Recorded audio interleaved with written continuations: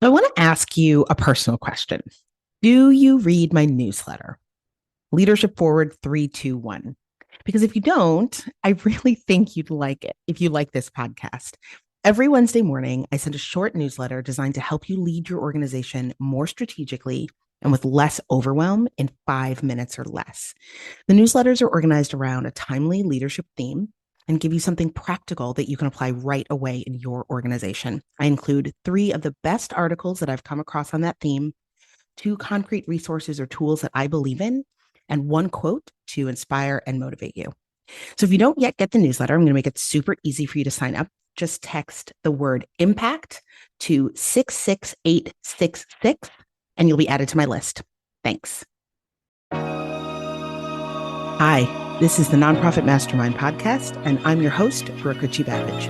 Each week, I do a deep dive into the mindset and strategies and tactics and tools of scaling an incredible, high-impact nonprofit. I'm so glad you're here. So hello, and welcome to this week of the Nonprofit Mastermind podcast. This week, I'm talking about leverage, which I know I talk about a lot, but I actually feel like the summer months are interestingly, perhaps ironically, a really great time to think about high leverage activities. There's an energy to every season that feels really palpable to me and that carries itself over into how we work and how we move through the world. Fall for me, I can feel things slowing down. People are sort of breathing more deeply. They're taking all of the things that they sort of experienced and took in over the summer and beginning to make sense of it and prepare for the deep work, the hunkering down of winter. So during summer, when things feel, I don't know, almost ephemeral, right? Passing, transient, very light, I feel like it's actually a naturally good time to do things that sort of lay a foundation for winter, right? Gathering to prepare for the hibernation of winter, to use, those metaphors that we hear in the children's stories. So I am going to actually recommend three really low hanging fruit ways to use these months to do things that are easy, that do not take a lot of effort, but that are about investing in the fall, your sort of infrastructure, your fundraising, your team. You'll get more bang for your buck by doing some of these sort of high leverage activities during the summer. So, my first recommendation is read business books. So, this one might seem strange, but I've always believed that every sector has a lot to learn from every other sector. I talk about this, I write about this a lot on LinkedIn. Some of the best business books that I've ever read actually distill just core principles of leadership, of community formation, of institution building, and they transcend for profit or nonprofit. Also, just as a sidebar, I'll note that I love the direction that I think we're all moving in our sector, away from the sort of strict bifurcation of nonprofit and for profit, and really starting first with the question, what's the impact that we want to have in the world? And then what's the best way to structure our institution to have that impact? I think it's a really, quite frankly, a more interesting question that then leads to, is it for profit? Is it hybrid? Is it a B Corp? Is it a nonprofit? There are just so many really, is it mutual aid work, right? That is not incorporated at all. They're really amazing options if we start with sort of impact and let form follow function, which is another thing that I love to talk about. In any case, okay, that was a sidebar. So business books. Summer is a great time to add them to your reading list because you can just sort of let the information wash over you. There's nothing to do with them per se, right? You're not adding to your task list. You're literally just taking in information that can become part of your base knowledge. You can draw from it anytime as you think through strategies for everything from hiring to fundraising.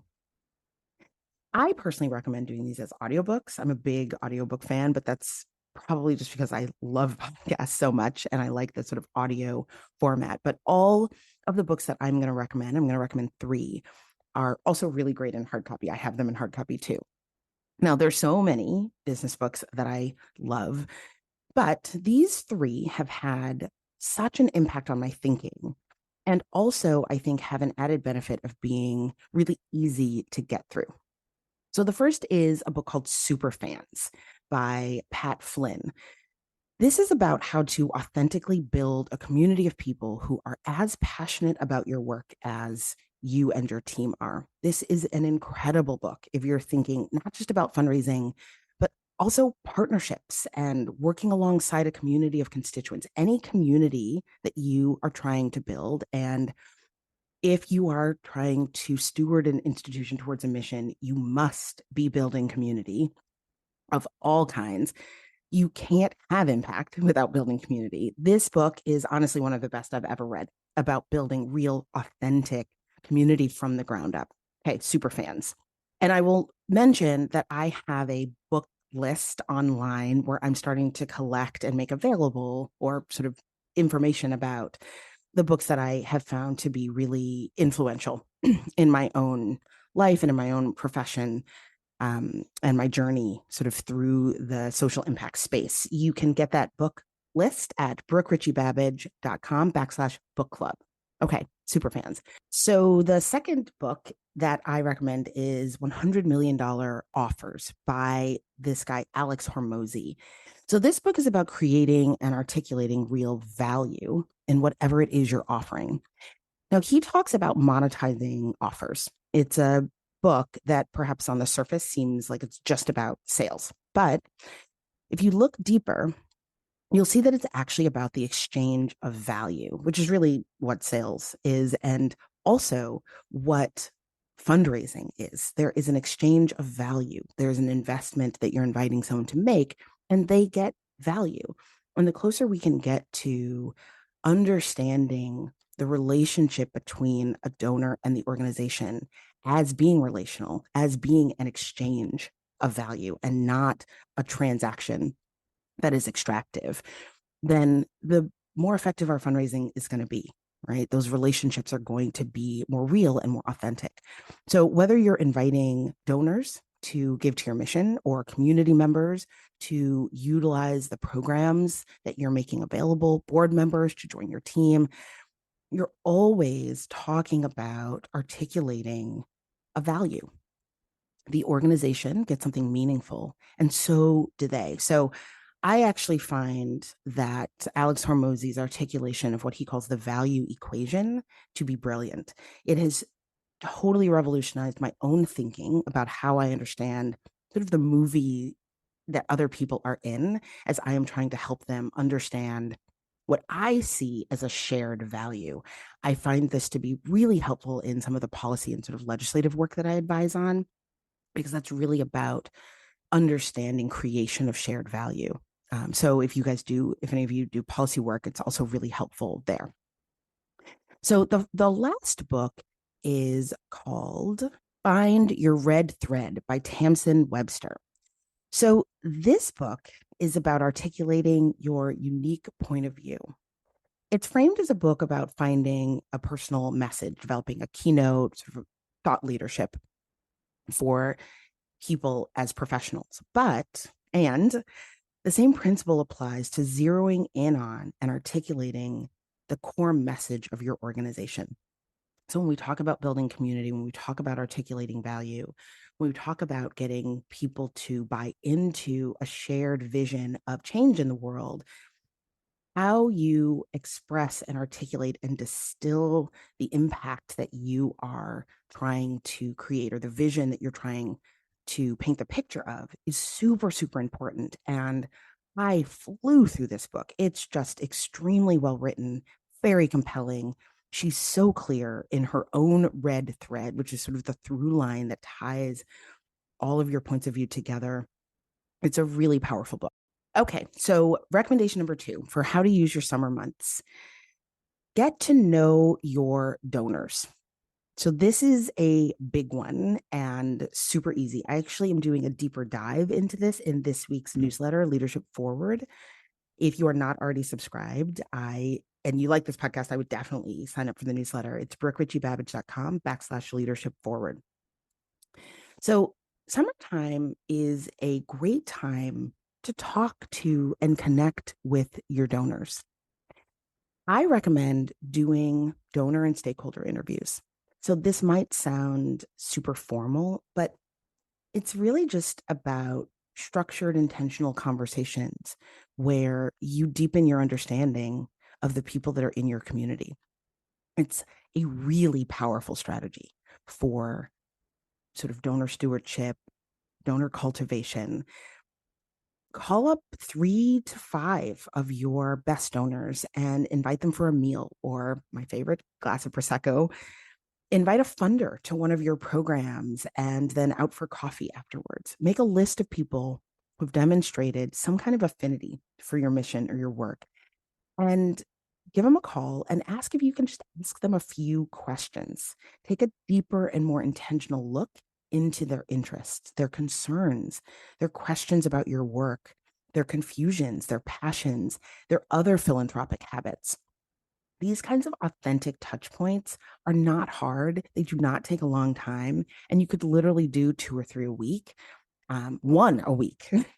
And it means so much to the people that get those calls. I did a whole podcast about this, and I will include a link to that podcast in the show notes.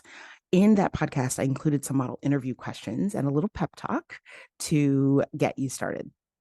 Now, in the newsletter this week, I talk about strengthening your community of donors through cultivation events. This is also a wonderful time of year to say thank you. So I talk about brain trusts in the newsletter, so definitely check that out. I also link to a great podcast episode that I did about using brain trusts. It was last summer as a fun cultivation strategy. But here I want to talk about just because phone calls. I love just because outreach, just because phone calls, just because letters are the definition of leverage, of high leverage. They are really, really low hanging fruit. They are not hard to do. And the power of somebody getting a just because I was thinking of you, just because I wanted to say thank you card from your organization, that is worth more than 5 cultivation events. So I really like services like Punk Post. It's a really great sort of online card service where you actually order them online. You can send messages and people get physical things, physical cards. They're really, really creative and clever. I also really like just because phone calls. These are sort of random cards and calls for no reason. So again, you could make 1, 2, 3 calls, send 3 cards a week. You can do them in bulk on Punk Post, and you'll make your way through dozens of donors and supporters over the summer. And these are literally 3-minute, hey, just wanted to say thank you. Most people won't pick up when you call, which means you get to leave a voicemail, which means you get even more bang for your buck with even less effort. So definitely keep that in mind. The upshot of the cultivation, using summer for cultivation, using summer for just because thank you outreach, is that leaning into learning about and connecting with your people over the summer means that your relationships will be stronger come the fall. This makes the season of asking, which is a lot of times what people call sort of fall and winter, even more fruitful because you're building on actual strengthened relationships. These low hanging fruit, inexpensive, but really authentic ways to form connection will sort of pay dividends when you get to the asking season towards the end of the year. So, recommendation number 3. Now, this one's not going to sound sexy, but hear me out. Use summer to create your standard operating procedures, your SOPs. It can be really hard to build the plane while you're flying it, to assess and document what's working on your team and in your systems and processes and what's not working while you're midstream in implementation. So a lot of times organizations will have a retreat or a longer session with staff over the summer. When you do this, or you have a break in the stride of your regular programs, this is the perfect time to tack on 45 minutes and ask your team and spend time talking about what's working and what's not.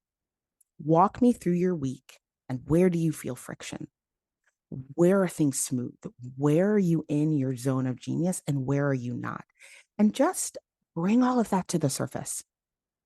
You can also ask folks to simply document the steps that they take to sort of make the magic happen in their workflow. Just take a week and sort of journal on the side, right? Things are a little bit slower. Maybe they can do it on a, one Friday morning before summer Fridays for those of you who do summer Fridays. But the idea is to use this sort of slower time to do sort of reflection while you're moving through your activities.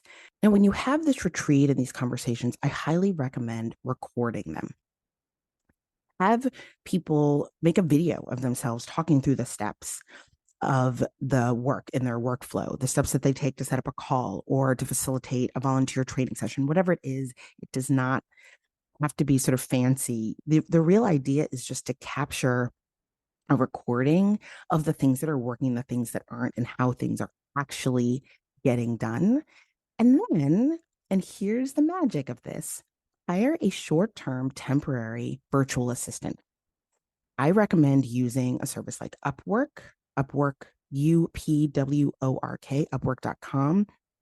You literally go on, you say, I am looking for a short-term temporary VA to take all of the notes and videos from recent meetings and retreats and to turn them into SOPs for our organization.